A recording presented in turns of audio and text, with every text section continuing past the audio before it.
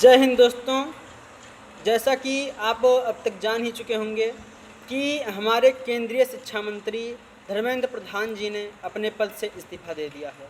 हालांकि उन्होंने स्वयं से इस्तीफ़ा दिया है, ना कि उनसे लिया गया है। और उनके इस्तीफ़ा के बाद हमारे जो नए शिक्षा मंत्री हैं वो प्रहलाद जोशी जी बने हैं, जो पहले ही आरएसएस में रह चुके हैं। जैसा कि आप जानते हैं, हमारे सीजेपी प्रोटेस्ट में ब्राह्मणवाद के खिलाफ बोला गया था, आरएसएस के खिलाफ बोला गया था। लेकिन आज वही ब्राह्मण, वही आरएसएस फिर से शिक्षा मंत्री बन गया। बधाई हो। और अब जिस तरीके से हमारी सरकार ने, हमारे मोदी सरकार जी ने नियमें लगाई हैं परीक्षा लीकों पे कि अब परीक्षा लीक ना हो, या नीट की परीक्षा हो या कोई भी परीक्षा हो वो लीक ना हो।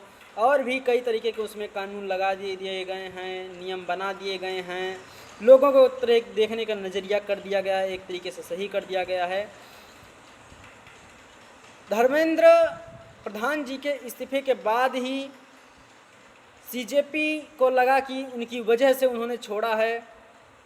हाँ, सीजेपी के किसी कारण की वजह से उन्होंने नहीं छोड़ा है, परंतु जो वहाँ शिक्षार्थी जो वहाँ के अधिक इकट्ठा हो गए थे, उनसे भाग दौड़ ना हो, उनसे दिक्कत ना हो, उन्हें लाठियाँ ना चार्ज हों और ज़्यादा लोगों में दिक्कत या आक्रोश ना आ जाए, इसलिए व्यक्तिगत रूप से स्वयं से ही धर्मेंद्र प्रधान जी ने अपना इस्तीफा प्रधानमंत्री जी को सौंप दिया है।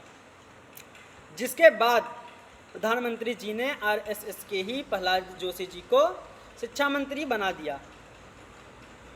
अब आने वाले समय में हम देखते हैं कि हमारे जो शिक्षा मंत्री जी हैं वो कैसा कार्य करते हैं। हालांकि धर्मेंद्र प्रधान जी का विरोध हमारे ब्राह्मण ने भी किया था जब उन्होंने यूजीसी कानून लाया था, लेकिन कोई उतना खास वो इस्तीफे की मांग नहीं किए, कोई ध्यान ज़्यादा नहीं दिए उस पर, और यूजीसी का नियम चेंज कर दिया गया।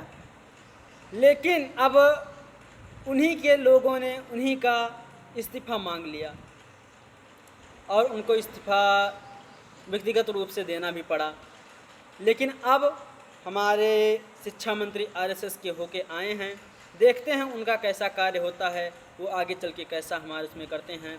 ईश्वर से यही प्रार्थना रहेगी कि अच्छा प्रदर्शन करें, अच्छे तरीके से कार्य करें, तो देश का कल्याण होगा। जय हिंद, जय भारत।